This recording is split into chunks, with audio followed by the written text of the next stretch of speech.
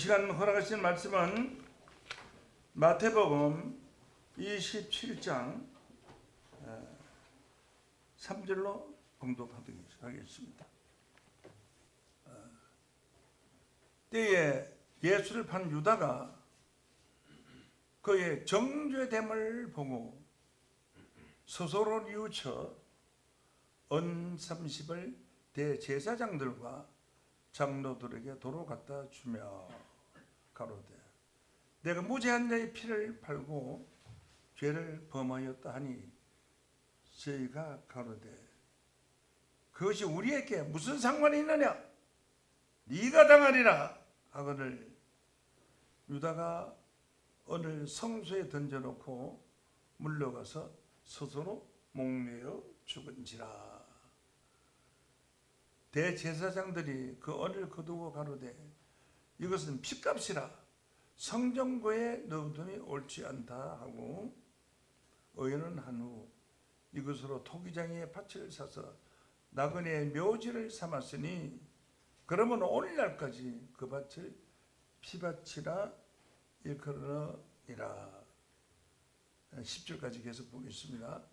이에 선지자 에레미야로 하신 말씀이 이루어지니 이르시되 저희가 정가된 자고 이스라엘 자손 중에 정가한 자의 가격 곧 은 30을 가지고 토기장의 밭을 밭값으로 주었으니 이는 주께서 내게 넣으신 바와 같으니라 하였더라.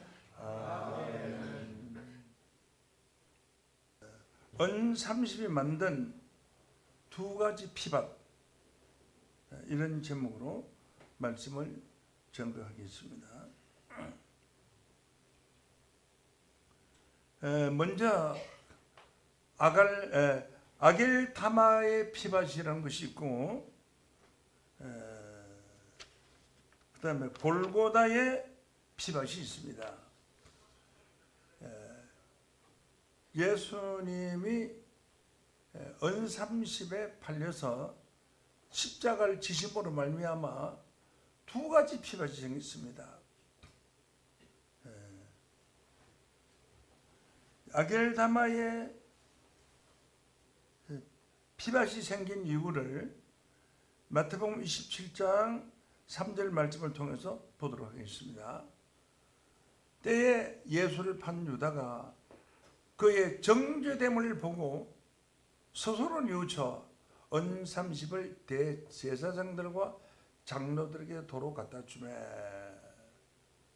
가로되 내가 무죄한 자의 피를 팔고 죄를 범하였도다 하니 저희가 가로되 그것이 우리에게 무슨 상관이 있느냐 네가 당하리라 하거늘 유다가 오늘 성소에 던져놓고 물러가서 스스로 목매어 죽은지라 이렇게 기록이 되어 있습니다. 여기에서 보면은 예수를 판 제사장들과 장로들이 우리가 무슨 상관이 있느냐 네가 당하리라 이런 말을 왜 했을까요? 그들은 이미 그리스도가 운명할 때에 천지가 진동하고 하늘에 먹구름이 끼고 하늘과 땅에 큰 변화가 일어난 걸 직접 눈으로 보았습니다. 바람이 불어서 바위가 날리고 남북 가지가 부러지고 그런 기상 변화에 일어나는 것을 보고서 저분이 하나님의 아들이구나 하는 것을 느꼈을 겁니다. 그래서 만약에 예수님이 하나님의 아들이라는 그런 천재지변을 보여주지 않았다면 우리가 무슨 상관이 있느냐 네가 당하리라 소리를 하지 않았을 거예요. 그것은 자기들의 체면을 면하려고 하나님 앞에 네가 당하리라 그렇게 말을 한 것입니다. 자, 예수님께서 가는 유다를 형에서 말씀하시기를 너희 중에 하나가 나를 팔 것이다. 십자가 달리지는 그렇게 말했어요. 마태복음, 요한복음 13장 21절로 봅니다. 예수께서 말씀하시고 신명에 민망하여 가라사대 내가 진실로 너희에게 이르노니 너희 중에 하나가 나를 팔리라 하시니 제자들에게 이런 말을 하니까 제자들은 깜짝 놀란 겁니다. 누가 우리 중에 누가 예수를 판단 말이냐 하고 소리가 수근수근거리고 난리가 났었습니다. 그래서 26절 말씀으로 보면은 예수께서 대답하시되 내가 떡 한 조각을 찍어다가 주는 자가 그리라. 내가 떡 한 조각을 찍어다가 12제자에게 주면은 그 떡을 받는 자가 있다. 받는 자가 나를 팔 것이다 라고 했어요. 그래서 떡 한 쪽을 찍어다가 가룟 시몬의 아들 유다에게 줬어요. 주니까 유다가 그 조각을 받은 후 곧 사다리가 그 속에 들어간지라 라고 했습니다. 요중에 나를 팔 자가 있다. 배신자가 있다. 하니까 서로 내니까 하고 두려워하고 있을 때에 예수님이 말씀하시기는 내가 떡 한 쪽을 띄어다가 주면은 그것을 받는 자가 바로 나를 팔 자다. 이렇게 말을 한 거라고요. 그런데 떡을 띄어다 주니까 가룟 유다가 받았어요. 받으니까 사단이가 그 속에 쏙 들어간 겁니다. 예수를 팔 수 사단이 들어가요. 그럼 이것은 무엇이냐? 하나님의 작정된 하나님의 모략이다. 만약에 베드로에게 일어나오라 하고 떡을 줬다면 베드로가 안 받고 도망가지. 나 안 받습니다. 나는 예수님을 팔 자 아닙니다 하고 도망갈 거 아니에요. 아마 여러분 중에서라도 그렇게 말하면 떡 조각 받을 새 마음도 없을 겁니다. 그는 예수를 팔 마음이 있었고 또 그런 행동을 당당하게 할 수밖에 없는 것은 언삼십을 받기로 예정되었기 때문이죠. 그래서 예수님이 말씀하시기를 너는 속히 가서 네 할 일을 하라 이렇게 말했습니다. 요한복음 13장 28절 보겠습니다. 이 말씀이 무슨 뜻으로 하셨는지 그 중에 아는 자가 없고 어떤 이들은 유다가 괴를 맡았으므로 명절에 우리의 쓸 것을 사라고 하는지 혹 가난한 자들에게 무엇을 주라고 하시는지 생각지 못하더라 라고 있습니다. 요한복음 13장 27절로 봅니다. 떡조각을 받은 후 곧 사단이가 그 속에 들어간지라. 이에 예수께서 유다에게 이르시되 네 하는 일을 속히 하라 이렇게 말했었어요. 왜 이런 말을 했을까요? 이미 예수님이 십자가에 질 것은 만세전에 하나님이 작정된 것이기 때문에 예수님은 겟세마네 동산에서 기도하실 때에 될 수만 있으면 이 자를 내게 명차에 주옵소서. 그러나 내 뜻대로 하지 마옵시고 아버지 뜻대로 하여 주시옵소서. 이런 말씀을 했어요. 이런 말씀을 한 것은 예수님이 각오를 한 겁니다. 나는 하나님의 뜻에 의해서 십자가를 칠 수밖에 없다 하는 생각을 하였기 때문에 가난한 유다를 보고 말하기를 너는 저기 가서 네 할 일을 하라 이렇게 말씀을 하셨던 것입니다.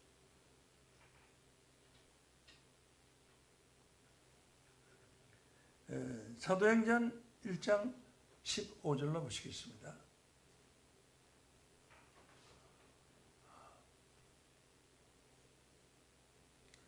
모인 무리의 수가 한 120명이나 되더라. 그때 베드로가 형제 가운데 일어서서 가로되 형제들이여 성령이 다윗의 입을 의탁하여 예수 잡는 자들을 지루한 유다를 가리켜 미리 말씀하시기를 성경이 응하였으니 마땅하도다 이렇게 말했어요. 그러므로 성경이 이루어진다는 것입니다. 성경을 이루어지기 위해서 가는 유다가 예수를 팔 수밖에 없는 그런 일이 이루어졌고, 예수님은 그 사실을 알기 때문에 떡 조각을 찍어다 가는 유다에게 주니 가는 유다가 떡 조각을 받고 밖에서 나간 겁니다. 만약에 떡 조각을 가는 유다가 받지 않았더라면 사단이가 안 들어갔을 거 아니겠어요? 이것은 사단이가 가는 유다에게 들어가서 예수를 팔게 될 하나님 뜻을 예수 자신도 알고 있었다 하는 것을 알 수 있습니다. 사도행전 1장 18절 말씀을 보면은 이 사람은 가는 유다, 이 사람이 불의 싹스로 밭을 사서 후에 곤도박질하여 배가 터져 창자가 다 흘러나온지라. 불의 싹이 무엇입니까? 은 30으로 밭을 사서 누가 샀느냐? 가는 유다가, 이 사람은 가는 유다가 불의 싹스로 밭을 사고, 누가 샀어요? 가는 유다가 샀어요. 은 30을 줬는데 무슨 돈에서 또 샀어요? 은 30을 성전구에 던져놓으라고 줬잖아요. 샀어요. 가는 유다가 되돌아가서 돈을 찾아온 거예요. 이걸 아는 사람이 없어요. 찾아왔기 때문에 이 사람이 불의 싹이 은 30원이에요. 30으로 밭을 사고 오라고 한 거예요. 가는 유다가 비겁하게도 다시 가서 30을 돌려주라 하니까 얼짜 좋다고 돌려줬겠죠. 성경에 기록 없지만 오늘 이 말씀을 통해서 은 30을 돌려받은 것을 있어요. 불의 싹소로 밭을 샀다 그랬잖아요. 그래 오늘날 기성 교리는 바로 그날 은 30을 갖다 바치고 목매달아 죽은 줄 알지만 그게 아니에요.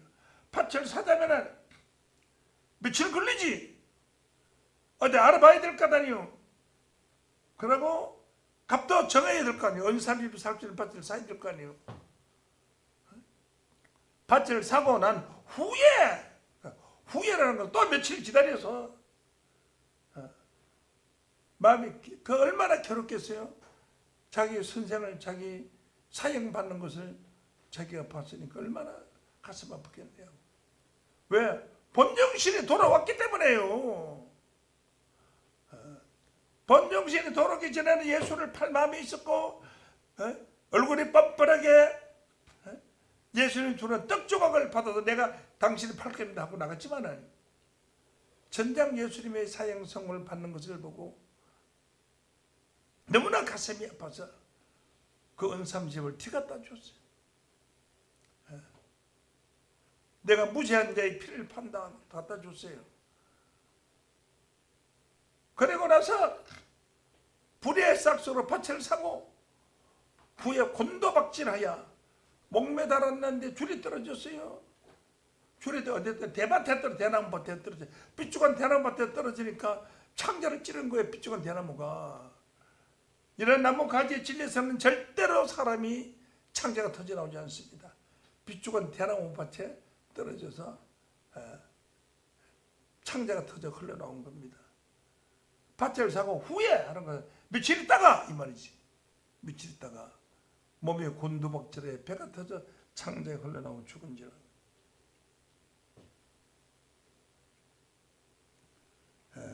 그래서 사도행전 1장 19절을 보면은 1장 19절을 보시겠습니다. 이 일이 예루살렘에 사는 모든 사람에게 알게 돼요. 가는 유다가 예수를 판 그 은삼십으로 밭을 산 것을 알게 돼요. 본 방언에 그 밭을 이르되 아기를 담아라 하니 이는 피밭이라는 뜻이다. 그래서 아기를 담아 피밭이 여기서 나옵니다. 피밭이라는 뜻이다. 그래서 그는 회개하는 마음으로 그 사람들에게 은30을 갖다 주지 않고 더러 갖다 주지 않고 그 자기들은 받지도 않고 이것을 차라리 성전구에 넣어두는 옳지 않다 해서 뒤돌리쳐 온 겁니다. 자기들이 죄를 안 받으려고. 그래서 이것을 본 방언에 나그네를 위한 밭이라고 그랬어요.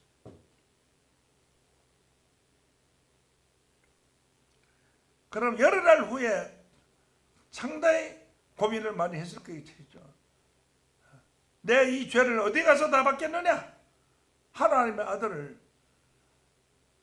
내가 죽였으니 천벌 받아 마땅하지.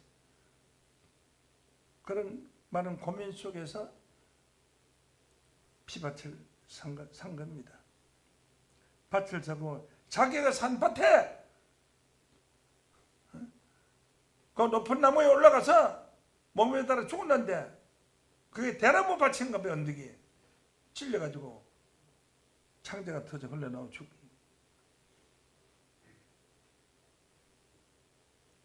아길담아 피밭이라는 것은 내가 조사를 해보니까 흰나무의 골짜기라는 골짜기가 있는데 그 흰나무의 골짜기는 아가니가 하나님의 재물을 훔쳐서 탈로가 나가지고 거기 가서 돌에 맞아 죽은 자리예요.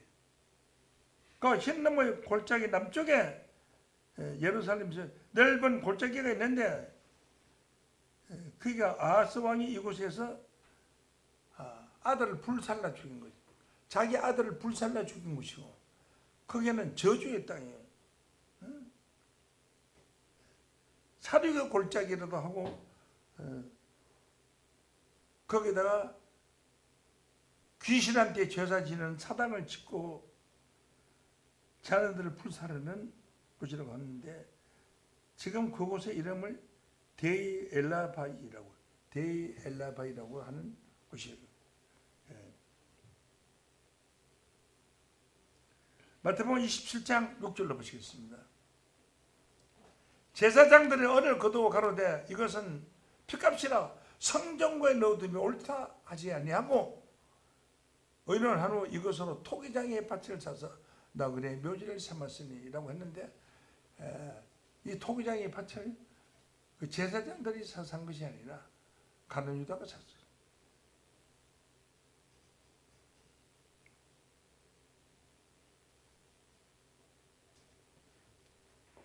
자, 이렇게 해서 가룟 유다는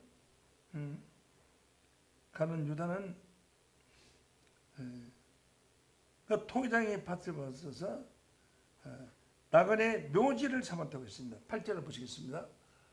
그러나 오늘날까지 그것을 피밭이라고 하였나니라 라고 했고 나그네 묘지를 삼았다고 했습니다.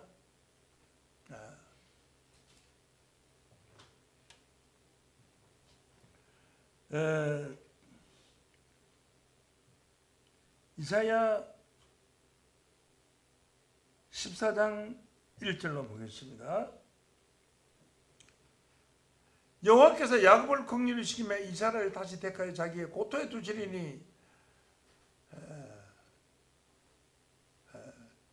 그 나그네 된 자가 야곱 족속에 가입되어 그들과 연합할 것이라 라고 했는데 가룟 유다가 산 피밭을 나그네 밭이라고 했거든요. 나그네 묘지를 삼겠다고 했어요. 나그네 묘지를. 사도행전 1장 18절 보시겠습니다. 불에 싹서 팥을 사고 후세 곤두박질하여 장자가 터져 흘러나온지라 예루살렘에 사는 모든 사람들이 알게 되어 그 밭을 아기를 담아 라고 하였습니다. 아기를 담아 피바치라고 말씀했습니다.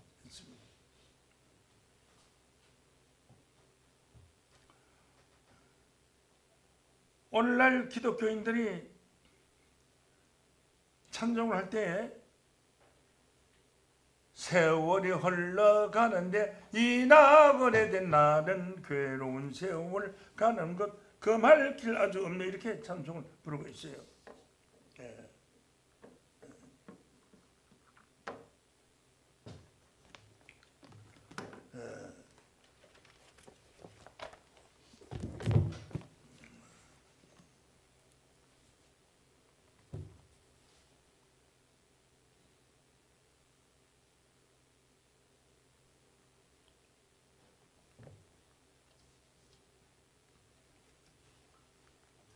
나그네의 묘지를 삼았는데 그 밭을 피밭이라고 하였다는 것은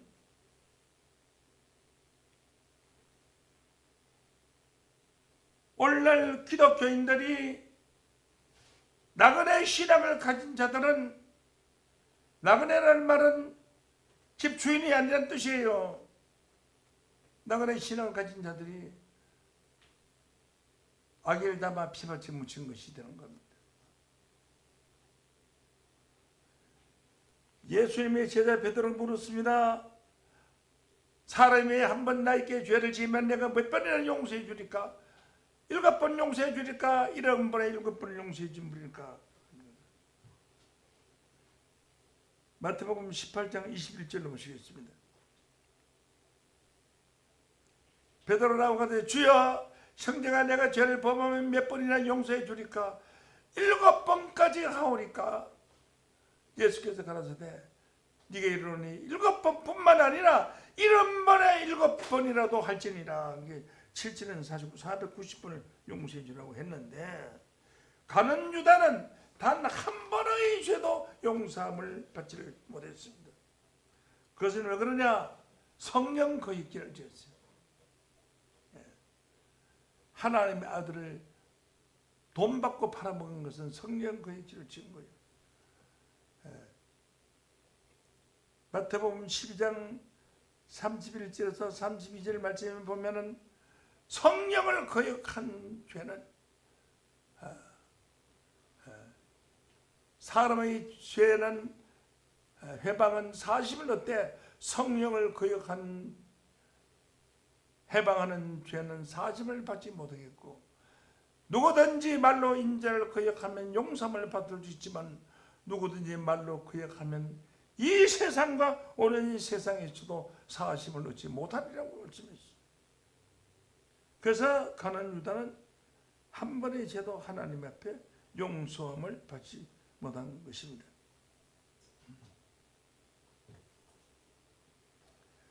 그리고 가나안 유다의 피밭이 있었는가 하면은 예수 십자가에 달리는 그날 예수님은 골고다 언덕에서 십자가에 달리셨어요. 창으로 옆구리를 찌르니 피가 흘러나왔어요. 그냥 물쏟듯이, 바게트에서 물쏟듯이 피가 쫙 흘러나와서 골고다 언덕이 피밭이 됐어요.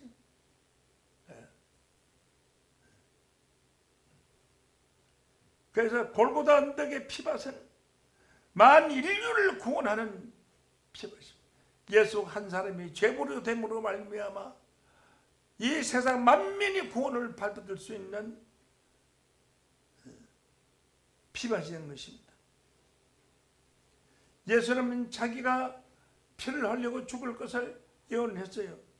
누가복음 22장 20절 말씀으로 보면은, 누가복음 22장 20절 말씀으로 보면은 저녁을 먹은 후에 잔도 이같이 하여 가라사대 이 잔은 내 피로 세우는 새 언약이니 내가 너희를 위하여 부는 것이라. 내가 너희를 위하여 제 피를 붓는다는 거에 막 쏟아버린다는 거예요.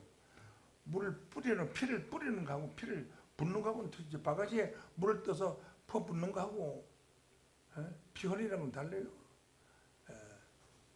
그래서 예수님은 사랑한 제자들과 성만찬을 하면서 이 떡덩어리는 내 살이고 이 포도주는 내 피다. 만민의 죄를 위해서 피를 붓는 것이라고 그랬어요. 피 붓는 것이라. 붓는 것이라. 너희를 위하여 붓는 것이라고 그랬어요. 그래 얼마나 많은 피를 흘릴 것을 예수님 자신이 알고 있었습니다. 그러면 새 언약이니 포도주 잔을 가지고 이 잔은 새 언약이니 너를 위하여 붓는 것이다.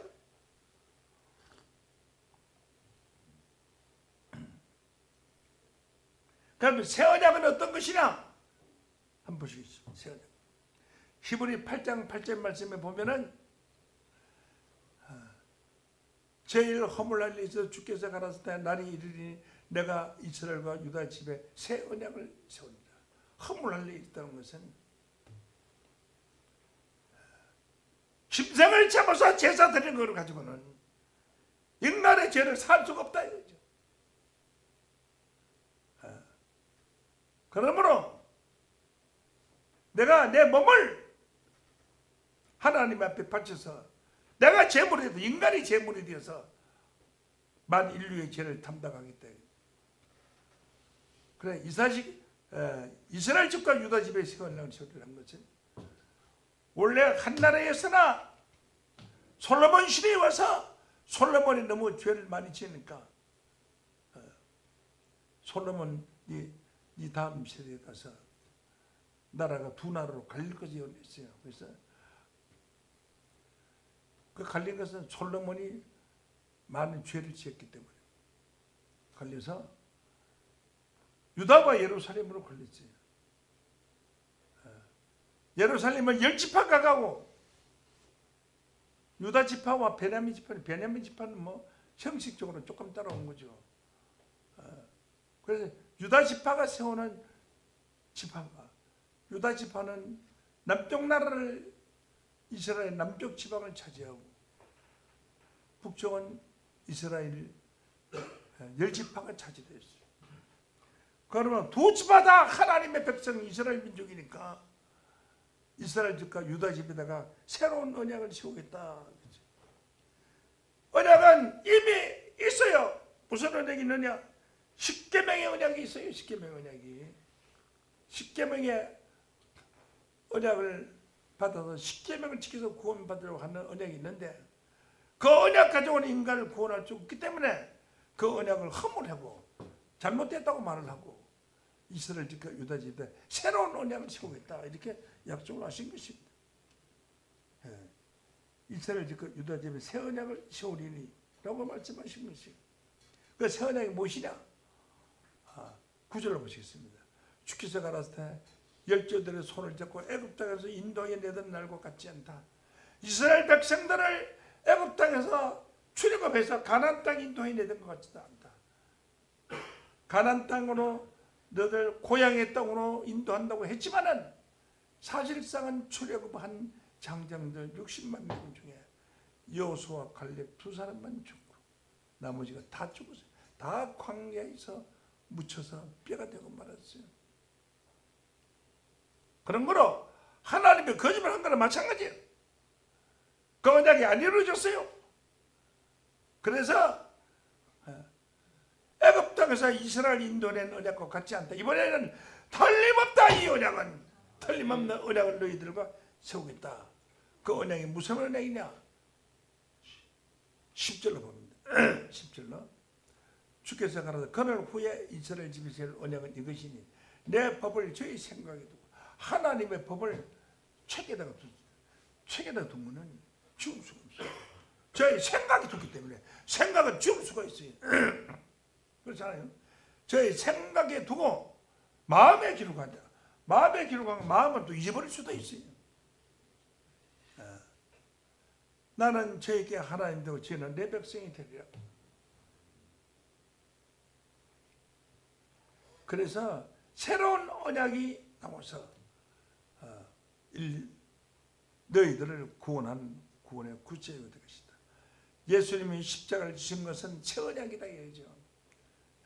이스라엘 백성들을 가나안 땅으로 인도한 십계명의 언약이 아니다. 새 언약이다. 새 언약은 책에 기록된 언약이 법이 아니고 마음판에 기록된 법이다. 마음판에 죄가 아니라면 죄가 아니고 죄라면 죄가 되는 거예요. 어떤 언약이냐? 새 언약이라는 것은 무엇을 말하느냐? 12절에 보면 내가 저희 불의를 긍휼히 여기고 저희 죄를 기억하지도 아니하리라. 불의를 긍휼히 여긴다는 것은 불쌍히 여기고 죄를 기억하지도 않는다는 거예요. 그냥 우리가 죄를 지었으면 죄를 하나님 끝까지 2대 3대까지 기억한다고 그러거든. 어떤 죄는 큰 죄를 지으면 10대까지 기억한다고, 더 큰 죄를 영원히 그 죄를 사할 수 없다고 했거든요. 그런데 새 언약의 법의 신앙이 들어가는 사람들은 하나님의 죄를 기억하지도 않고, 그러니까 죄가 없어요. 회개할 게 없어요. 죄는 죄대 회개 안 해도 되는 죄예요. 오늘날 기독교는 나그네의 신앙을 가지고 있어요. 찬송을 부를 때 나그네라고 말을 해요. 자기들이. 이 나그네는 나는 괴로운 세월 가는 것 그 말 것 아주 없네. 요단강가에 섰는데 찬송. 새 언약은 나그네의 신앙이 아니기 때문에, 나그네는 자기 집에 가고 남의 집에 갔을 때 나그네 되는 거 아니에요. 하나님의 권속이라고요. 하나님의 권속이 된 신앙이기 때문에 하나님의 죄를 기억하지도 않는 거예요. 사원이 죄를 지었으면 회사를 피해를 준 피값을 물리든지 처벌을 받아야 되지만, 아들이 죄를 지었으니까 벌을 줄 수가 없다 이거요. 그러니까 죄를 기억하지도 않는 기억이다. 오늘날 기독교에는 죄를 기억하지 않는 죄는 하나도 없습니다. 전부 율법에 하는 죄입니다. 있습니다. 그러므로 가룟 유다가 만들어 놓은 아겔을 다마의 묘지에 다 묻힌 겁니다. 죄로로 묻혔어요. 예수의 피밭은 죄를 기억하지도 아니하는 그런 은혜를 입게 되는 것이 골고다의 피밭입니다. 골고다의 피밭. 죄를 기억하지 않는 거야. 저의 불의를 긍휼을 여기고 죄를 기억하지도 아니하니라. 13절을 봅니다. 새 언약이라고 말씀하셨으면 저렇게 있으니까 새 언약이지. 헌 옷이 있으니까 새 옷이지. 헌 언약이 있으면 새 언약이지. 새 언약이라고 하셨으면 첫 것은 첫 언약 모세 율법 10계명의 율법은 낡아지게 하시는 것이, 낡아지게 따라서 없어지는 것이요. 낡아지게 하시고, 낡아지고 쇠하는 것은 없어져 가는 것이다. 그쪽은 그 법은 없어져 가는 것이다. 10계명의 율법은 없어지는 것이지만 새 언약의 법은 죄를 기억하지도 않는 것이다. 이 새 언약의 법이 여러분들을 구원하는 법으로서 골고다 언덕에 흘린 피의 언약입니다.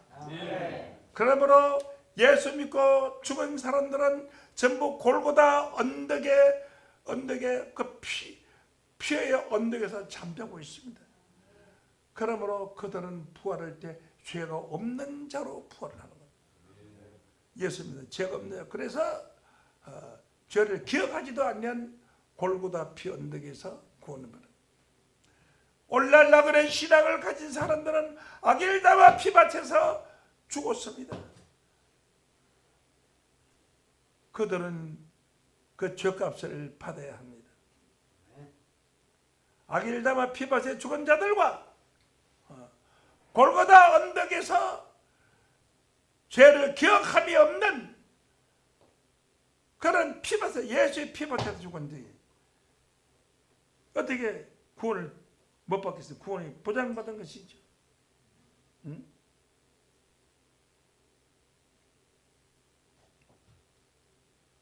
그러므로 갈라디아서 3장 13절 말씀을 보면 그리스도께서 우리를 위하여 저주를 받은 바 되사 율법의 저주에서 우리를 속량하였어요. 우리라는 것은 한 사람을 가리키는 게 아니라 많은 사람들, 예수와 함께한 자들을 속량했다. 율법의 저주에 속량했기 때문에, 율법은 저주의 법이에요.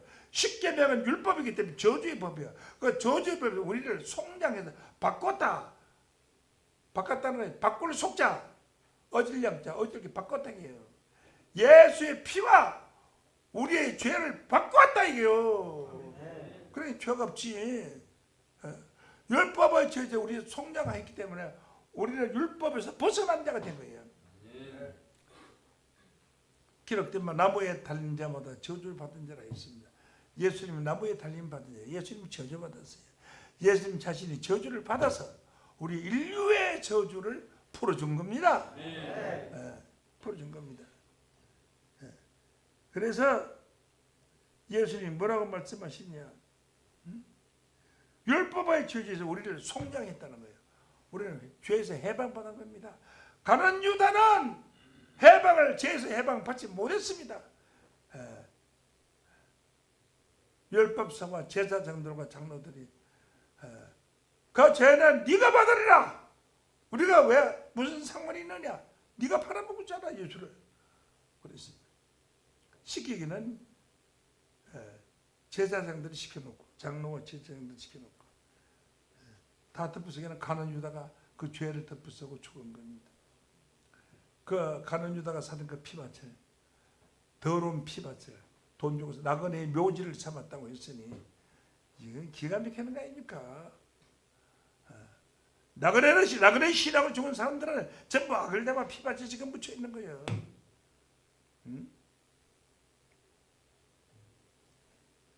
아브라함에 속한 계명의 율법, 우리는 해방받은 겁니다. 에베소 5장 13절, 에베소 5장 이제는 전에 멀리, 에베소 5장 13절입니다. 14. 이제는 전에 멀리 있던 너희가 그리스도 예수 안에서 예수 그리스도의 피로 가꾸어졌다. 왜 멀리 있으냐 하면 말라기 선지자 이후 예수까지 하나님이 사자도 보내지 않았고 성령도 보내지 않았고 하나님 외면했어요. 어떤 기록이 존재하지 않아요. 400년 동안 하나님 멀리 있었어요. 멀리 있던 너희가 예수의 피로 가까웠어요. 친구가 피로 가까워지다니라. 그 뒤에 말씀하죠. 그는 우리의 합부인 둘로 하나를 만드사 중간에 막힌 담을 오시고, 중간에 막힌 담이 율법이에요. 율법을 하나님과 인간 사이에 막힌 율법을 헐어버리시고 원수된 것 곧 어머니에 속한 계명의 율법을 자기의 육체로, 예수 육체로 폐하셨으니 폐지했다. 계명, 십계명의 율법을 예수의 육체로 폐지시켰다 이 말이죠. 없애버렸어요. 법이 없으면 죄가 없어진 게 로마서 5장 13절에 보면 법이 없으면 죄가 없어지는 거예요. 그래서 기독교인들은 죄가 없는 겁니다. 그 예수의 피로서 우리는 구원을 받은 거예요. 골고다 언덕에서 흘린 그 피는 어떤 피냐? 씻은 것이 아니고 더러부었어요. 붓는 피라고 하죠. 붓는 피라고 하죠. 속함을 받았어요.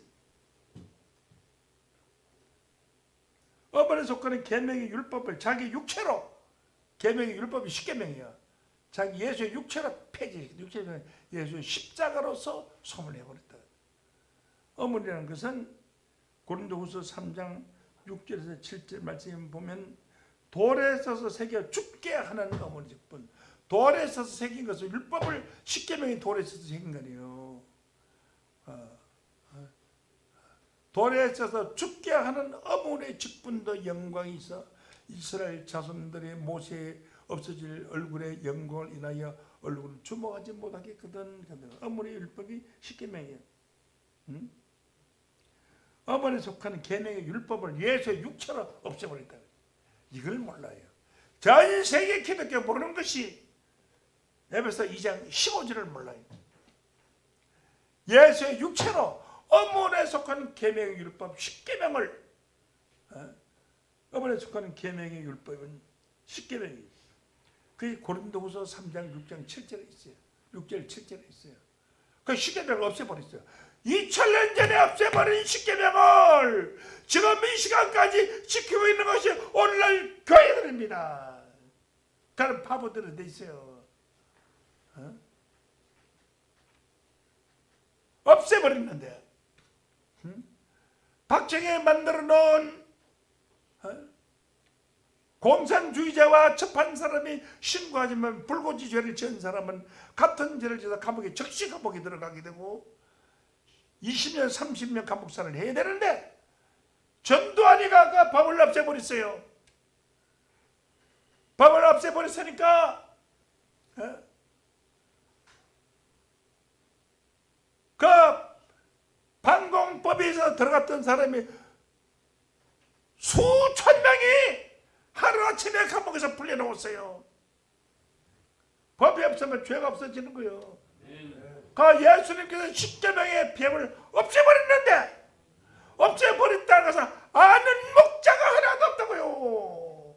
한 사람은 누가 알았더라도 오늘날 이 땅에 이렇게 죄가 많이 나지 않을 텐데 예수 십자의 공로 얼마나 대단합니까? 없애버렸어요. 여러분들의 죄는 다 십자가 아래서 율법 아래서 없어진 줄로 믿습니다. 이게 새 언약이에요. 새 언약. 헌 언약은 점점 쇠에서 없어졌다고요. 어머니에 속하는 계명의 율법을 자기 육체로 피하셨으니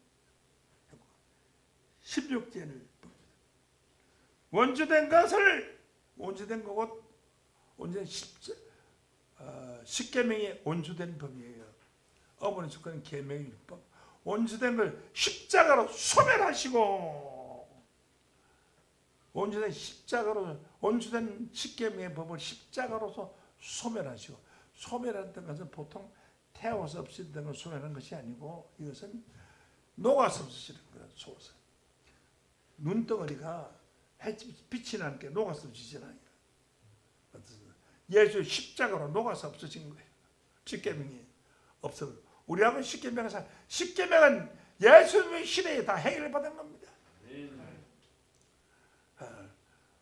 오늘 우리 서울 본교에 처음 나오신 분들, 죄 때문에 고민하신 분들, 걱정 마시고 오늘 이 시간부로 그 죄가 다 날아가 버리고 없어졌습니다. 할렐루야.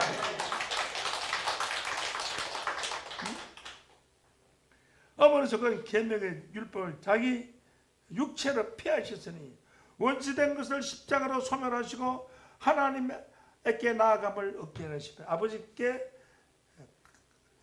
나아감을 얻게 하시고 하나님 앞에 절대로 나갈 수 있는 사람 한 명도 없는데 어머니서 그 계명 율법을 없애버리죠. 죄가 없으니까 하나님 앞에 당당하게 나아갈 수 있는 길을 열어주신 거예요. 십자가가 하나님 앞에 나아감을 얻게 하려 하십니다. 그런데 오늘날 기성교회는 어떻습니까? 지금도 주여 주여 내 말 들으사 죄인오라 하실 때에 날 부르소서. 지금도 부르고 있어요. 죄인이라고 부르면은 어디서 부르느냐? 경찰서에서 부르고 검찰총에서 부르고 감옥에서 부르고 지옥에서 부르는 거예요. 그럼 지옥 들어가려고 한장병이 들렸지 죄인으로 할 때 불러들려고 하면 말이 되겠어요. 우리는 어인들만이 하나님 나라에 들어갈 수 있다. 어인 오라 하실 때 날 부르소서. 여기에 날 부르소서 하지 아니해도 하나님이 이미 불렀습니다. 그래서 에베소 2장 16절에 보면 온주된 것을 십자가로 소멸하시고 하나님 아버지께 나아감을 얻게 하려 하심이니라. 이렇게 기록되지.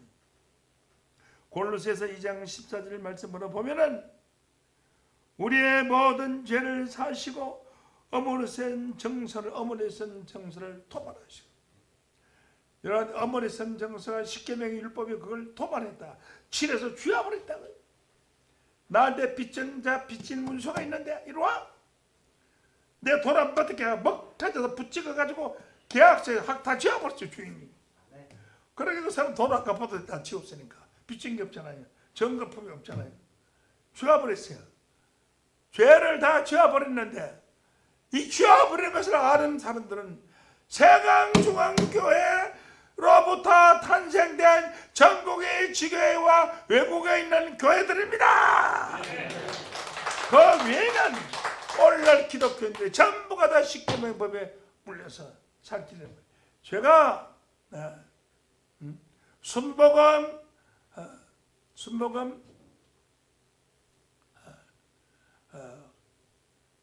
금식기도원, 남북 금식기도원 그 갔는데, 설교하러 갔는데, 가보니까 단상에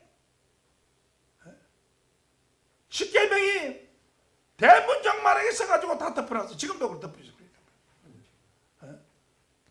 그래서 이거 오늘 십계명 설교하고 뭐 끝내버리고 가끔 그러면 교회를 멍쳐버리는 거 아니에요.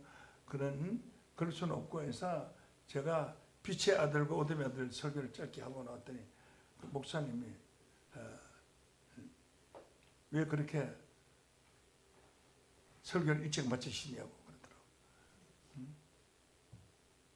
자, 이렇게 해서 우리가 지금 말해야 될 것은 어머니에 속하는 계명의 율법을 지금 토말된 겁니다. 칠해서 벨이 쏘는 걸 밴드 칠해가지고 다 없애버린 거예요. 없애버렸어요.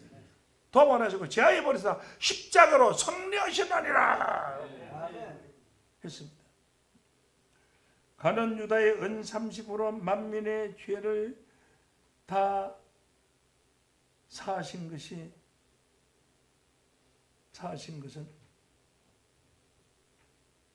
아닙니다.